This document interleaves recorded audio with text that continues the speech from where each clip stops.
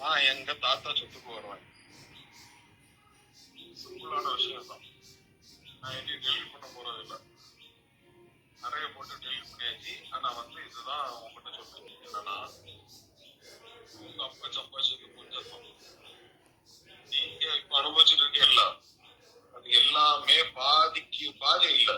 எல்லாத்தையும் நாங்க அனலைஸ் பண்ணி இந்த பத்திரம் எல்லாம் நாங்க எதுக்கு வந்து பார்த்தோம்ல, எல்லாம் தெரியும். பெரிய பவன் சொல்லுவோம்.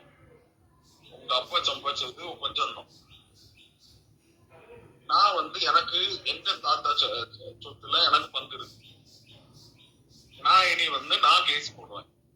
இப்ப நீங்க ஒரு வீட்டுல இருக்கீங்கல்ல, உன்னை கூப்பிடுவீங்கல்ல, இது வந்து வா வீடு இல்ல அங்க வந்துருன்னு. அந்த வீட்டுல அந்த வீடு அது வந்து எனக்கு எங்க தாத்தா சொத்து. அப்பா சம்பாதிச்சது கிடையாது.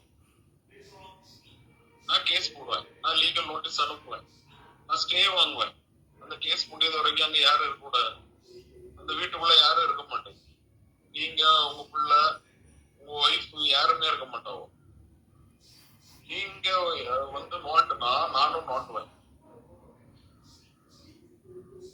நான் வந்து பெருசா நோண்டுவேன். நீங்க தாங்க மாட்டேன்.